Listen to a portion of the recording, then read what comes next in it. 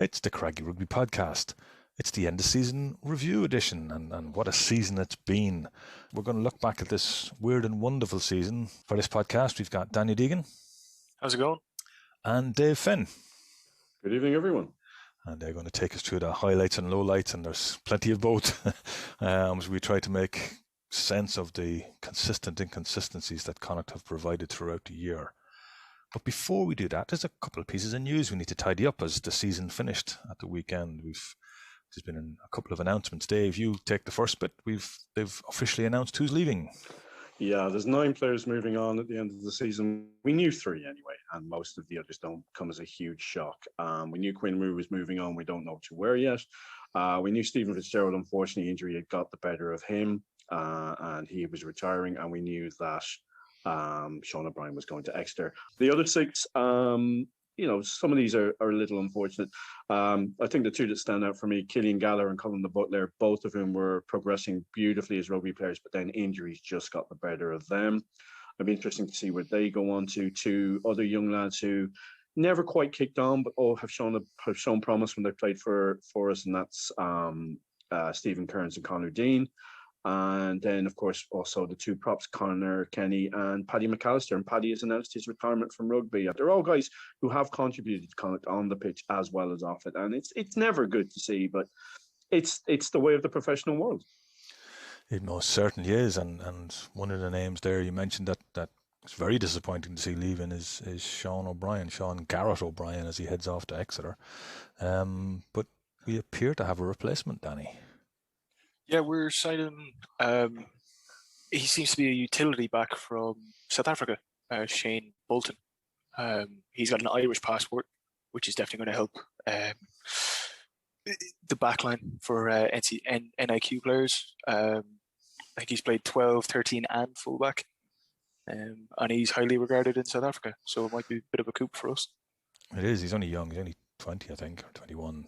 Quite a young player. So, yeah. Certainly he's got a highlight reel out there that from his under-18s, under-19s tournament last year, the year before, it looks very, very good. And he can kick goals as well. Showed him kicking conversions from both touchlines on different occasions. So yeah, could be a heck of a signing to go along with Mac Hansen, who's on his way up here as well. So who did well at the weekend. I saw that the Brumbies beat the Hurricanes 12-10, and that he started on the wing.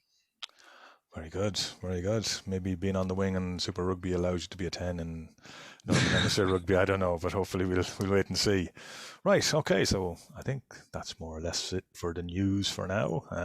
So let's talk about this mad season that started in, well, I know that there was the August game, so that's last season. We're not going to talk about them. But in October we started, and it was classic Connacht stuff. 1 lost, 1, and then 2 games cancelled because of COVID. So, so it was the start of the inconsistency day, wasn't it? You're looking at a cracking win over Glasgow, a brilliant win over Edinburgh, with a dispiriting loss against Cardiff in the between times. The first thing we need to say is that Glasgow game was the only game that had people at it. Ironically enough, I wasn't able to be one of those people. So, yeah, it's typical Connacht. I mean, I was thinking about that if you wanted to sum up what Connacht season was like, you only had to look at the game at the weekend, the Ospreys game, because it contained some brilliant stuff with the ball and some terrible stuff with the ball, and some absolutely heroic, brilliant, brave, set defense and scramble defense, and some awful set defense and scramble defense, and you just didn't know what was coming next. And that sums up Connacht in October. Glasgow at that time were not in a particularly good place. They've improved as the season has gone on, and we made heavy weather of it, and we were slightly easy to carve through in that game. And then we go to Cardiff, and we've psychological block on Cardiff, and we weren't even in Cardiff for that game. It's not like we were at the Arms Park or Millennium. That game was actually played at Rodney Parade, and you were just worried that this was going to be a trend. We're notoriously bad at playing away. The win against Edinburgh was unexpected. We were able to carve them open, but also it was through doing something different. It was little kicks in behind. It was the first time we saw Alex Wooten, but it was just a different style of play. Just on that, like I'm just looking. that was the first game that we saw Sammy Arnold on the wing, and I remember something that was said in the press conference that they want to get just guys that want to be there, want to be starting, want to just take their chances. That was a big thing that was in that press conference that week. And I think Arnold scored the first try, or he certainly scored early into the game. So there was a bit of an edge to us that's come and gone this season. Normally, if we win in Edinburgh, it's usually at Murrayfield when there's nobody there. So there was nobody there, and it was at Murrayfield. But Edinburgh are usually playing badly, and Edinburgh have been playing well in the run up to the end of last season as well.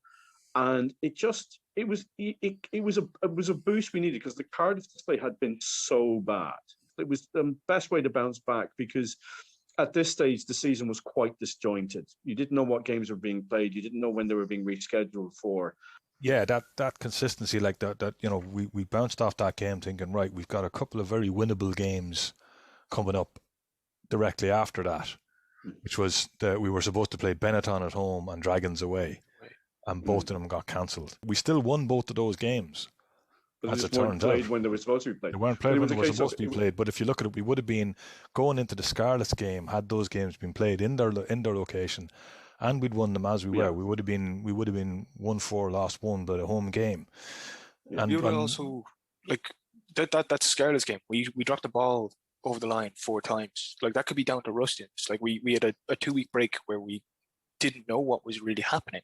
But that's symptomatic. I mean, we can't use that. I mean, it's symptomatic of the season. That's what's constantly been. I mean, the way this season has been, and we'll discuss it more as we go on. It's very on and off, and also it's not unique to us. I think we have to be realistic. Oh, absolutely. I think Alan, you just because it was only at one stage only one team had completed all their games. I think that was back in March or April. So that's how everybody got, apart from Cardiff, everybody got disrupted. And that's even before we start looking at what was going on with the European games, which is still to come as we move on. Yeah, we move on. So sorry, Dan. Yeah, we'll move it on there because at this stage we're very much. I guess we can sit on that and just talk. But we have to say that Scarlets game, Danny was absolutely, and that was the start of something else that was to become consistent, which was the games that Connacht lost were the vast majority of them were winnable games.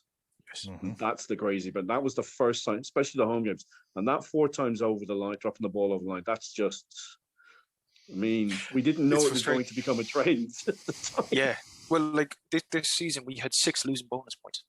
Now, I am including the Rainbow Cup. I'm keeping that together because while last season we didn't have as many games, but the season before, we actually did have the same amount of games, 21. So I've kept them kind of similar, just as a comparison, and we can go into that later. But there was a lot of games that we should have won, that we could have won. Yeah, and Scarlets was one of them, and then we went on and bet Zebra, and then we did eventually beat Benetton in our home game. So we headed into Europe and an away trip to Racing, which still find very frustrating that I didn't get to Paris to watch that in one of the greatest stadiums of all time. I wonder if there'd been a Connacht crowd there, would it have made a difference? Yeah, but it's such a banana stadium that I don't know whether the Connacht fans would have made much of a difference because it's such a bananas place. Having said that, it was a hell of a performance, and we came within 2 or 3 meters of causing the upset of practically the whole of European rugby. Yeah, it would have been like we were written off going into that. Like we couldn't see how we were going to do it. Now I'd say there was a bit of Racing scored three tries and they thought, right, yeah, that's it, done. Kind of like they're just going to roll over. And I think that's something that I've found frustrating is that this season there's been games where we just hang on, and that's how we've ended up winning. As an example, Benetton away. We just hung into that game. And we eventually came up trumps. And there was a few games where we didn't. I hate to say it, but the Munster game at home, where there was a bit of a mix-up at the back of the scrum. But, I think we'll come to that. We'll come to that in a minute. Let's keep talking Europe here. We're talking about, it's not as far away as you think, because we're in December already. I am aware of that. I am aware, but we haven't talked about Bristol. We haven't talked about Pat Lamb coming home. We haven't talked about John Muldoon and Pat Lamb walking onto the pitch in the sports ground, and nobody and Conor McPhillips, and nobody there to sort of greet them, and nobody there to welcome them back. Because I don't think the European draw could have been any crueler to Connacht fans than it was.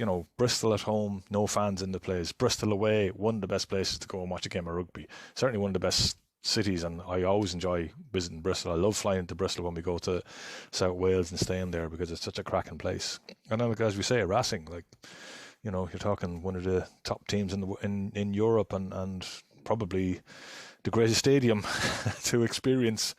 And we missed it all. Well, but to a certain degree, it's one of those strange ones. Do you want to go for the experience of experiencing European rugby in different places, or do you want to go and experience different places but also win? I mean, I think the reason why so many people remember Krasnodarsk is not just because it is in the middle of Siberia, but also it's in the middle of Siberia and we got a bonus point win on playing in an industrial freezer. So, no, if I remember rightly, people only remember it because it was -20, and certainly William will never let us forget about it. Well, I believe there was laptop batteries freezing as well as phone batteries freezing. As I said, there is an unbroadcast. There is something that myself and Robert experienced after that game, which came from Russia, and it was salt mine-esque, the level of despair. Yes, I can imagine. Okay. Let's keep back to the season. Let's keep the season. The Bristol game. I think to finish off the Bristol game, I think the Bristol game was the first sign that we've got a massive problem in terms of power differential, because even though the scoreline looks like it was a lot closer than it was, Bristol pretty much bet us up. And not in a nasty, niggly way that we've seen from some of the Pro 14 teams. But this was a very controlled, very well executed, physical display. Plus, also, they have some great backs. We've seen them. Callum Cheedy's gone on to represent Wales, and a number of their boys have been picked up for England. But primarily, that was about they looked physically bigger. And not all the teams that have beaten us up have looked physically bigger, but Bristol did, and it was the first sign of what became a worrying trend about being beaten up front. Yeah, we did. But just to remember that Owen Masterson was playing in the second row. But he played against Racing and he played against Bristol in the second row, which is he did a brilliant job, but he's not Quinn Roux. No, but the one thing I was trying to get to with an earlier point is that there was a belief, there was a desire to just stay in games. And it would be something small that would just kind of trigger, and our heads would dip. And one of the examples in the Bristol game was Bundy getting a yellow card. Bundy got a yellow card, and they just cut us to pieces because all of a sudden, we were actually keeping toe with them. But as you said, they have so many great players that are internationals now.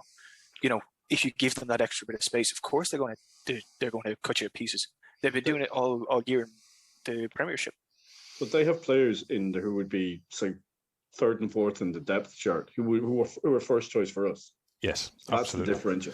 Yeah, and we're always going to have that. That's part of who we are. It doesn't mean, and we'll talk about this later on, and with regard to some sort of changing of a guard. But let's get into the heavy meat of Ulster, Leinster, and Munster, and once again we plunged the depths. We started off brilliantly against Ulster, look as though we were flying, but managed to pick the wrong end to play against, and the wind turned and gave them the advantage that they needed, and they showed a hell of a lot more desire at times in that game. You go away to Leinster, have an unbelievable win against, nobody thought we could win that game. Then come home to Munster, hang in for the whole game, and then make some silly mistake at the end. Yeah, it was a rush of the blood to the head. And that's fair enough. It happens to players. And I think what would be worrying is if we did it again. But I don't think we have. I think we have learned.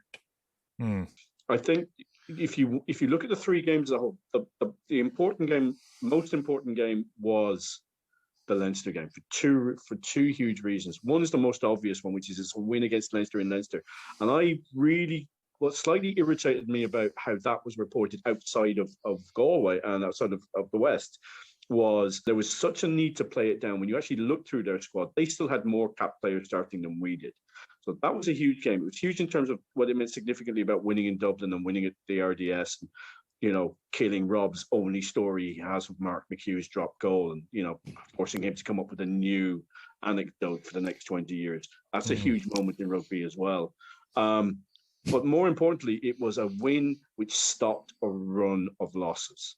And that was important in terms of the short term as well. Yes. And then we promptly went out and blew the game against Munster.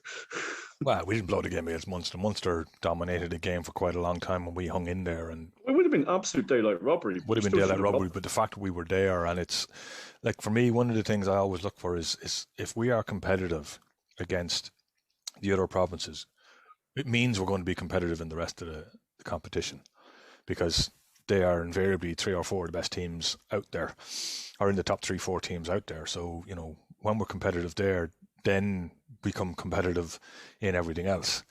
And I was relatively pleased with that. And then, of course, the return games to Bristol and Racing got cancelled. COVID hit yet again. Weirdly, it wasn't necessarily that COVID hit our games. COVID hit every other game. Well, yeah, every other group. Yeah. And so, we need to make that clear. It wasn't that there were mad cases in the Racing camp and the Bristol camp. None of the games that Connacht cancelled were due to Connacht, even though we had an outbreak of COVID. We didn't postpone any games. Mm-hmm. But we seem to have been affected by outbreaks everywhere else, including in situations where competitions got cancelled. Never mind games, competitions.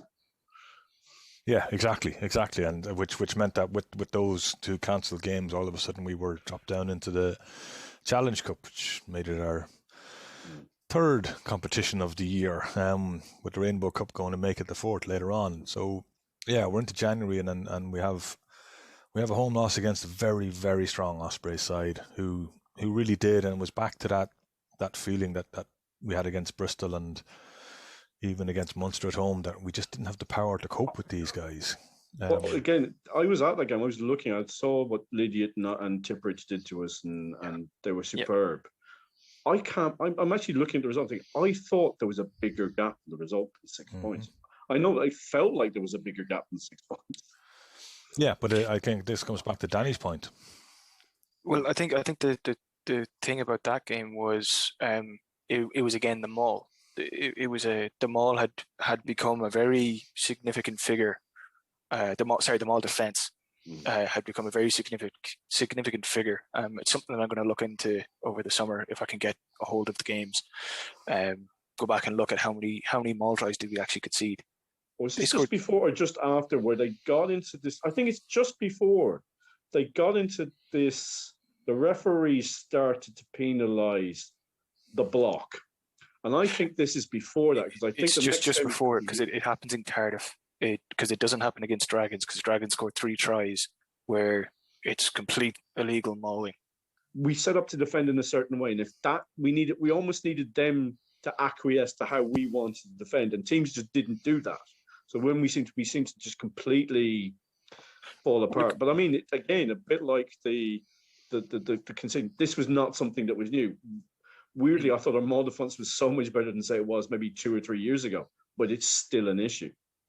Well, the one thing is that when you're defending in a maul, there's a number of different ways you can do it, but at the end of the day, it comes down to everybody being on the same page and getting it right.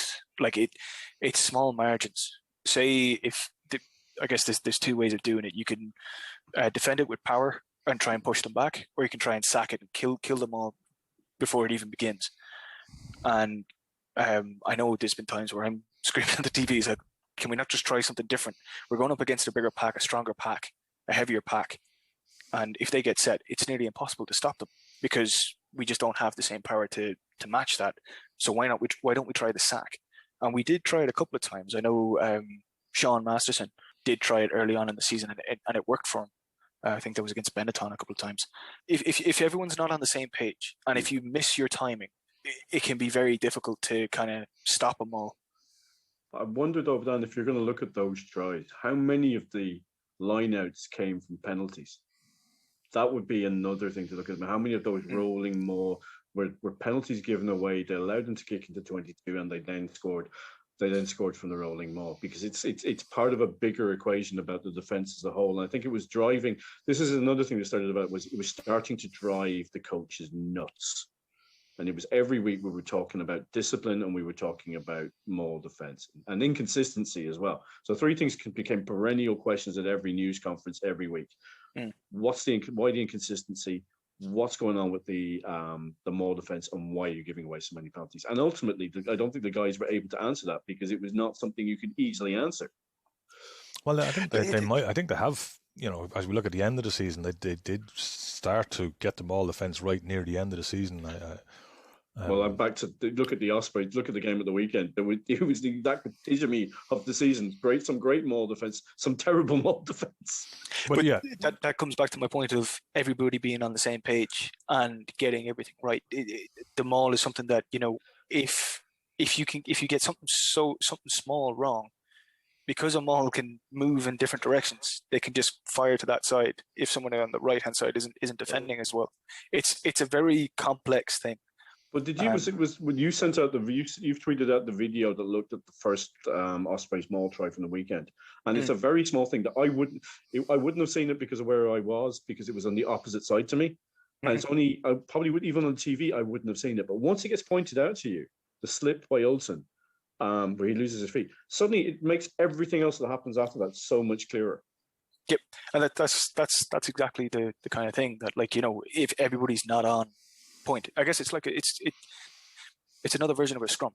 If you pack down as a scrum and your second row slips or something, that scrum is going down, or something like that. It's just everybody has to be on the same page, and there's so little room for error. That analysis comes from EK Rugby Analysis on Twitter. You can follow him at EK_rugby. He's really good. It's some fabulous stuff. If you want to learn more and more about the game, I couldn't point you at a better guy on Twitter to spot things, simple little things like that help people understand the game a bit more, because it's a heck of a complicated game. Can I also, if we're going to talk guys up, can I recommend Squidge? Squidge looks at the wider picture, and he was very good. He was the guy that pointed out that he's the guy whose video about why has Gatland picked guys for the back row that he's picked, and why has he picked the centres that he's picked. It's a brilliant video. Go watch that. It explains why. Yeah. It explains for the Dowsers. It explains why Gatland has picked Bundy. Yeah, he's at Squidge Rugby on Twitter.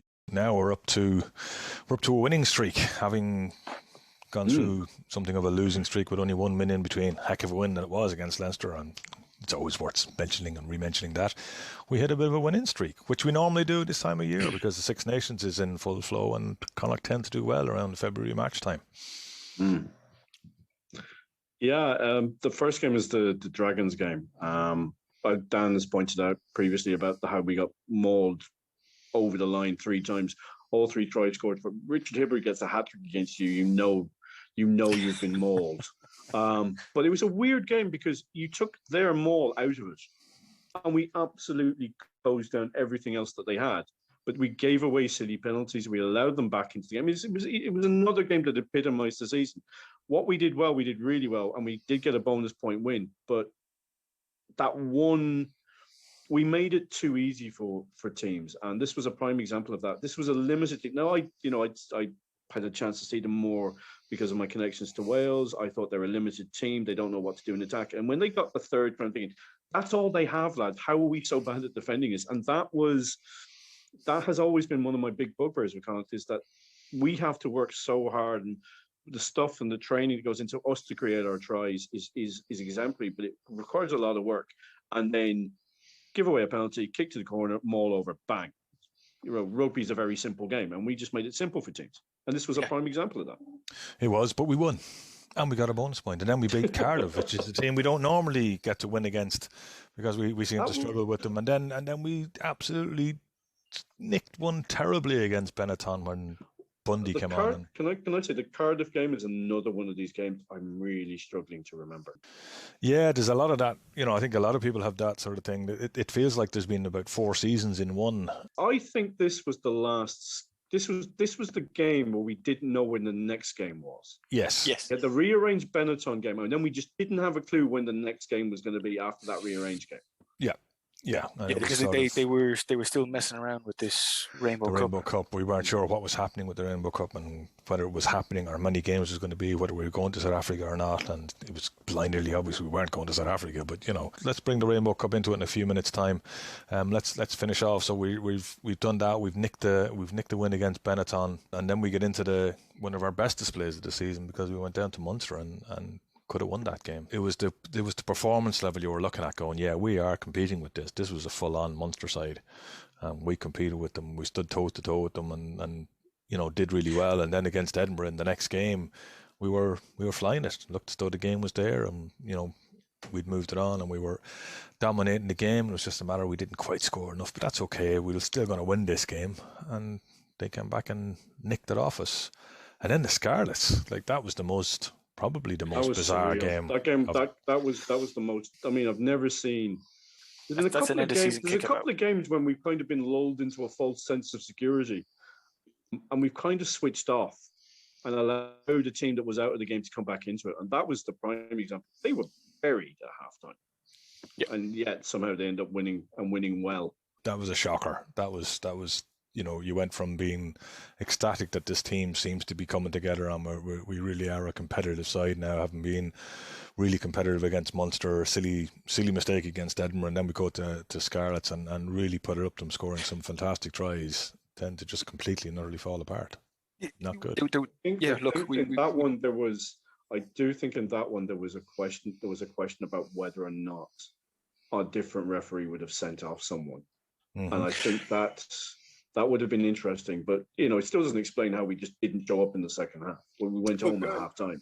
Yeah, we went home at half time, but I'd say a lot of guys had their eye on a week later. Was it 2 weeks because of the stupid season? But Leicester guys could have just been thinking about half time. Look, we're miles ahead here. We could shut off. We could start thinking about our quarterfinal in the Challenge Cup against Leicester, and. Yeah, Scarlets came back and at that point, of course, the other issue there was at that point they needed to win more for Champions Cup next year. We didn't.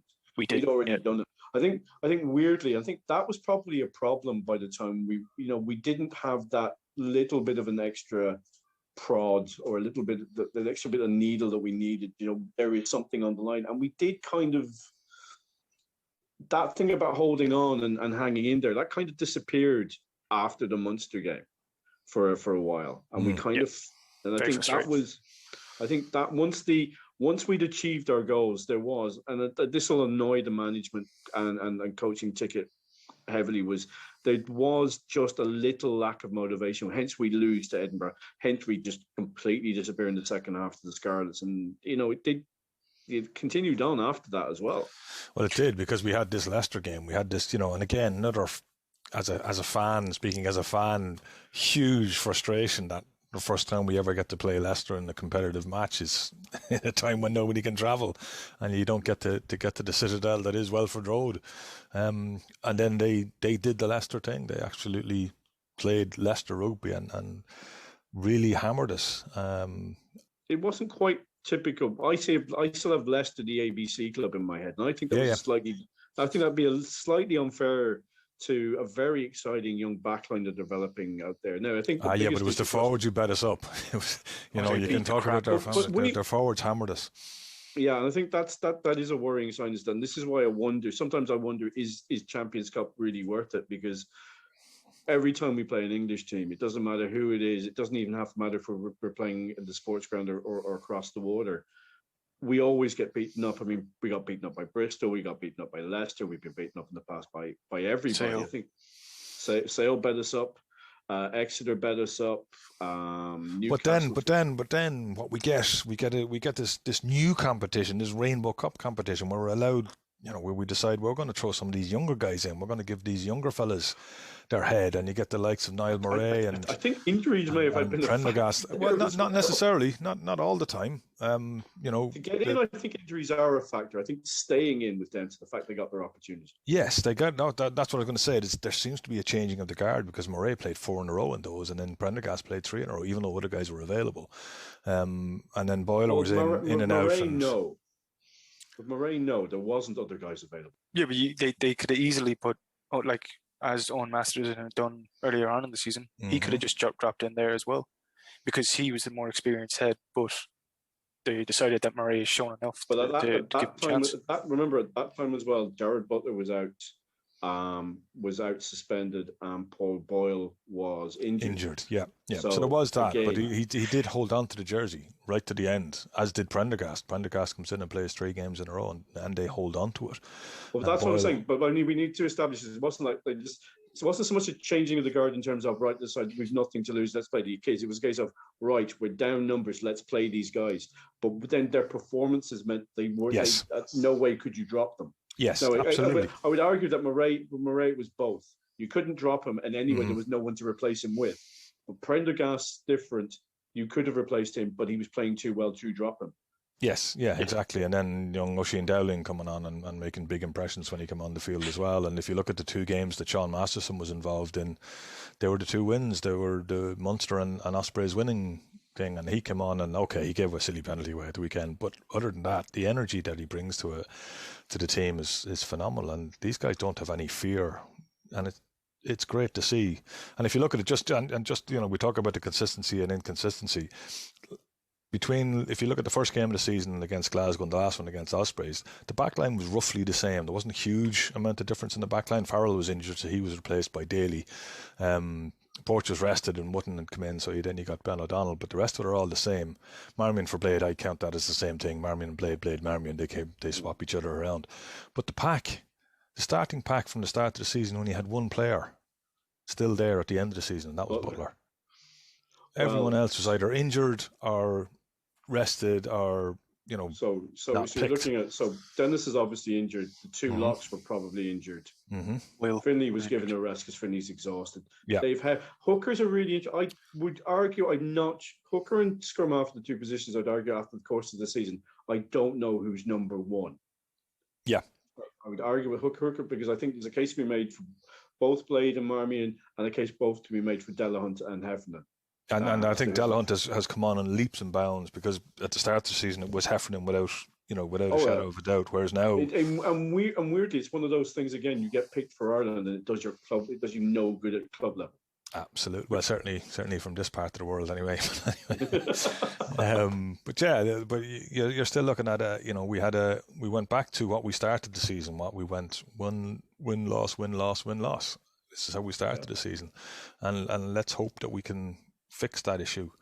So that was the sort of the season in games, and I enjoyed the Rainbow Cup mainly because of what we saw with these young lads coming in, and one guy I think Danny wants to talk about now is someone we haven't mentioned of the young guns that have come through is young Peter Sullivan. Yeah, Peter Sullivan is really kind of taking his chance. I think he struggled a little bit at the start of the season with the defense, but I think Wootton did as well. Like in preparation for this, I tried to go back over as many of those 3-minute god awful highlight reels that Pro 14 put out. Terrible. They're awful. Like either show us a proper highlight reel or don't show us anything. No, Sullivan started. He'd 16 appearances for us this season. 10 starts. And one of his things is that I believe he scored. He just knows how to score a try. He's in the right place at the right time. While his defence was questionable at the start of the season, he's slowly gotten better and better, as expected. With his first try is a maul. Yeah, yes, rolling maul, yeah, which is excellent. But the other thing about Sullivan is that, and I don't think we gave it enough credit at the weekend, that finish from Carty's brilliant pass. And I know it bounced, but that was fine. The pass was just because Carty got mullered just after he made that pass, but to see that there was space out wide, but the speed at which Sullivan took off and went past three Ospreys was phenomenal. Like I didn't realize he was that quick. I knew he was a big, strong lad, but that was speed as well as power. He was coming up being one of the top performers last season with the Eagles. Those guys that really did stand out, and we need to say that Pete Sullivan had a very good season last season. So did Shawnee Masterson. This year, the outstanding player has been Keane Prendergast, and if you play well for the Eagles, you can get into the first team. And I mean, it's good to the team because previous to this, you could have a storming game for the Eagles and not get close to the first team, and you could, and it seems to be a demotion These players who drop down from the first to the Eagles, they never seem to get their. They did seem to think it was a little bit of a demotion, and there's been none of that certainly in the last 18 months to 2 years. But that's an attitude change. And Yeah, Lindy's talked about it, that these guys are now training full time together. That changes everything. Like when guys are playing and training against each other, and with the management showing that if you're training well and you're playing well for the Eagles, if a guy messes up in the first team or isn't playing well, is out of some form, you're going to get replaced. So that just shows guys that, like, there is something worth fighting for here. It'll up everything in training, and then you get better games because of that. Well, the eight guys who are in the under-20 squad have all played for the Eagles this year. Now, the Butler hasn't played as much, and the likes of Diarmuid McCormick and Hubert Clavari have been coming on.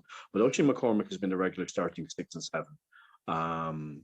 The two lads in the centre, Ford and Jennings, have regularly started together. One of Ford has often started with Sean O'Brien. Jennings has been on the wing, but they've played together as well. But they've had a chance to train with the senior team and play with guys like Conor Fitzgerald has played in most of these games. That's a great thing for somebody like Cathal Ford. Have someone like Conor who's not that much older than him in terms of age, but in terms of experience is way ahead. Yeah, and then you're looking at the coaches who are coming up from the Eagles, Mossy Lawler and Collie Tucker, who are being promoted into the senior coaching thing. They've brought these guys through, and these guys come through with an attitude that they are good enough, and they believe they can play at this level. You look at young Oren McNulty in the first game against Edinburgh, had a chance to maybe possibly get us a win at the very end, and made a mistake of what he tried to do. But in the next game against Leinster, he was brilliant. And that comes from a self-belief that that's the coaches help bring along, and so we could be seeing an awful lot more of these young guys coming through. Okay, we've lost 9 guys, but I'm assuming that a lot of those guys are going to be replaced by these academy players, and we seem to be producing really good academy players these days. I think our back row strength in the academy is off the wall. It is insane the amount of back rows we're producing. I mean, there's guys there's the under 20 guys, but there's guys like Kieran Booth, who's been huge for the Eagles, and he's really a 6. A bit like Prendergast, so he's another one we should keep keeping an eye on. And in all of this, we should mention is that we drew with Ulster, we drew with Munster, and we bet Leinster in the Eagles games now in the sports ground. And we don't beat Leinster enough at any level for us not to celebrate the fact that we did beat Leinster. Yeah, exactly, and that's what I want to. Yeah, that's what I was talking about. The two lads coming up, they've put something into that team, into the Eagles team that wasn't there 2 or 3 years ago. They were hot and cold a couple of years back, whereas over the last 2-3 years they've actually become a full-on team who believe in what they're doing, and you can see its skill levels as well as attitude are really good, and then that's feeding up into the whole Connacht squad. So, like, I know some fans out there saying it was a terrible season, it was shocking. We only had 8-8. We had a one-loss record of. We lost our 3 games in Europe. We only barely sort of got a 3-2 win-loss record in the Rainbow Cup, but for me it was a pretty good season. So Danny, throw some stats at me there, because I think we can prove that we had a better season than a lot of people thought. Yeah, we got 9 try bonuses, scoring 68 tries this season. And if you go back over the last 2 seasons for Friend, we only had 15 games last year, but we only scored 41 tries. And the season before that, the 18-19 season, we only scored 60. So there is an improvement already. Now, the one thing is that we did let in more tries this season than we did in those other 2 seasons. But we are scoring more. So it'll be interesting to see how our defence coach comes into it next year. Yeah. Okay, that's a good point at which we can sort of take a little break here and, ask people to give their support. We're still going to run some podcasts over the season. We've over the off season, because the under 21s are coming up, and as Dave has mentioned already, there's a few Connacht players in there, so we'll be keeping an eye on them. By the time this goes out, we'll know who's in the squad.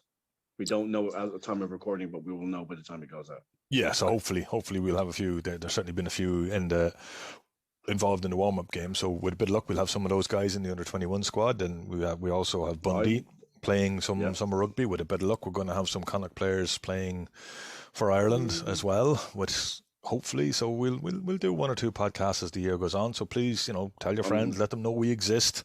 Tell them that Craggy Rugby's out there supporting Connacht Rugby and supporting Connacht players, and follow us on Twitter at Craggy Rugby Pod. And if you want to support us for the price of a cup of coffee or a cup of tea or a pint, you can always go to patreon.com/Craggy Rugby and throw a few bob at us so as we can keep this sort of thing going, and we'll do our best to keep you informed as to what's going on with Connacht Rugby. And so before we say a few thank yous, I need to get a couple of things off you guys. The player who impressed you most this season? I suppose the player who I've been most impressed with in an overall sense, because what he's done on the pitch, but I've had a chance to talk to him, and he's a lovely guy and he's personable, and you can chat to him about, more important, you can chat to him comfortably about things that aren't rugby, and on the pitch has been able to deliver. It improved again exponentially on last season, and that's Paul Boyle. I think he's led. He took an awful lot of flack for what happened at the end of the Bristol game. And I think the fact that he held his hands up, said he made a mistake, but he was able to kind of, protect himself from that whilst not trying to deflect as well his own culpability in making a poor decision, an on-field decision that anybody could make. And then, again, didn't let it affect his game. And as I say, off the pitch as well, a lovely bloke, but an absolute warrior on the pitch and a gentleman off the pitch. For me, the player that's impressed me the most is Daly. Oh, absolutely. He's missing 1 game this season. I remember coming off last season and just thinking... Can I ask, what game did he miss? First game of the season. So he's played every game since... He's been involved, yep. Wow. That's 21 starts and 2 sub-appearances. Very consistent, kicks goals, kicks penalties, does, just Mr. Reliable. Captain the team.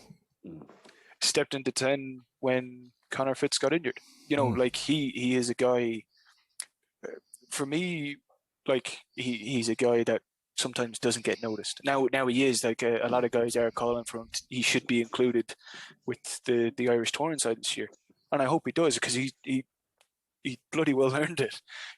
He's a guy that he's super consistent, is always there when you need him to. Now he might not be your Alex Wootton scoring, what was it, plus 2 double figure tries this season, but he'll fill in anywhere. He'll die for you as well. He's just always there when you need him. I think the thing I want to add is Tom Daly has proved an awful lot of people wrong.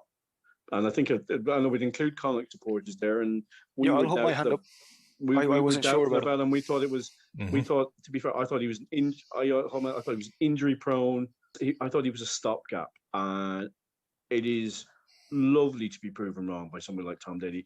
Brilliant to see, and I think again, consistency of selection and faith from his coaches have allowed him. And I doubted him. Dan admits he doubted him. We were wrong, and I'm more than delighted to say, yep, got that wrong. Yeah, there's nothing better than being proven wrong by a guy like that. Absolutely.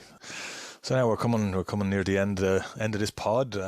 We have to definitely have a word about Jimmy Duffy and Nigel Carroll leaving, guys who've been there for a heck of a long time. Now we did more in-depth ones earlier on of their announcements, but it's still worth mentioning that these guys are going to be missed in a big way, and it's going to be fascinating to see how the team moves on, without the 2 guys who've been there for so long, and certainly going to be missed. And I know that the person who's going to miss them out of our group, the person who's going to miss them most is probably William, because he got on so well with them and got some great interviews with them for the coaches meeting. So we'll certainly miss Jimmy and Nige, and we wish them all the best in whatever their ventures are be, and maybe we'll get to chat to them over the summer once we find out what they're doing, and if they have time, we can. Of course, the joys of one of the only joys of the whole COVID thing is that you can do Zoom calls with anybody, anywhere, and everyone knows how to do it now. It was something that was almost impossible to get people to do before the COVID scenario, whereas now it's something that you can go and get to talk to anyone. So hopefully we'll get a chance to talk to those guys. The one thing on that is very thankful for them. And for what they've done. There's a number of Connacht players that are senior players there now that would have been brought through by them. But for me, it's going to be very interesting to see how the new guys get on. Will they be able to leave something similar? Will they be able to do something similar with their crop of Eagles guys coming through? Because I think they've both left. They've definitely left Connacht in a better position than when they started, which is, you can only commend them for. Yeah, absolutely. That's all you can ask for. It's all you can ask for. And of course, we have to mention that something we forgot to mention there. Andy signed on for 2 more years. This will be his longest. The start of next season will be the longest he's ever spent at any given club. So, what a boost for Connacht to have a really top quality coach there, willing to stay with us and sees. And you can see through the Rainbow Cup and how we were playing, apart from the Leinster game, that first 20 minutes was fine. Yeah, first 20 minutes was okay, yeah. It just seemed like let's not mention the Benetton game. We won't go back into that though, please. No, let's not go back there. Nightmares again. But yeah, there's obviously, he sees a lot of youth, and he's someone who's not afraid to give youth its head, and now he's got these new coaches coming through, so it's certainly going to be fascinating to see how they all get on. Okay, thank you guys, and no problem. This is our end of season pod, but we will have some more, and thanks to everyone and all our other contributors. You've got William and Lindley and Rob, who hosts most of the post-match ones, and Packy, who was supposed to be here tonight but then was a late cry-off, so we've missed out on what his thoughts on the season, which is a bit unfortunate, but I'm sure we'll get to hear them throughout the year. And there's a couple more people I'd like to say special thanks to. The podcast couldn't exist without Galway Bay, because they get us into the games, they get us access to the players and whatever, because as a podcast it's very difficult to get the sort of access we get, whereas a radio station gives us that. And a special thanks to Damien Birkin there, who's the technology wizard, who makes sure everything works from that point of view. So huge thanks to him for his contributions, and John Mulligan, of course, who gets us all the match day audio that we can get and play and put into the podcast. So, big thanks to John. And you'll always hear John in the background in the match day podcast when we're doing our updates. You can hear him calling out the scores and whatever. And then in TG Cahir, we wouldn't have been able to do any away games if it hadn't been for Neil Keaveney in TG and TG Cahir, and the people out there and the engineers out there for setting up a brilliant setup for us to allow us to get to those games and then do our post-match podcasts and having access to ref links. And the final one I want to thank is Stephen in Connacht, the man who started the season when wasn't sure exactly what was going on, because nobody was sure exactly what was going on, but by the end of it was getting us all sorts of weird and wonderful places to do our post-match press conferences, especially when away from home. I think one of them was he had the laptop on the top of a bin at the back of a stadium, because it was the only place you could get a decent connection to the 4G network. The point out, we should also send our commiserations to Stephen. He lost a very good laptop during the course of the year.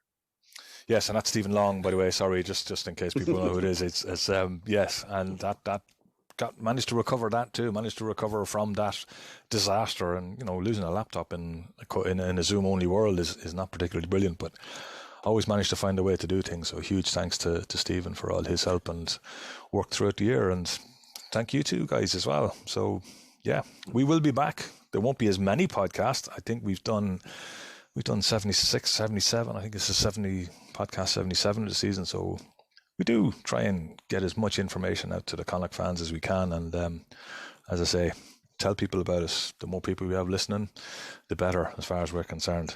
And with a bit of luck, we'll be doing some podcasts from the likes of Murty Rabbits and places like that next season as the pubs open, and then definitely from in the sports ground with fans, because of all the things that I found most frustrating this year. I thought it was going to be brilliant being in watching the games live, but watching games without fans just is no fun. It really isn't, and you just really miss the fans, and hope to get to chat to everybody on the Clan stand when it opens again. Everything going well in sort of September, October time, whenever we get our first home game of the season. So thanks, folks, and we'll chat to you over the summer. Loose, cut it loose, break out or nothing changes, sad and confused. Don't wait until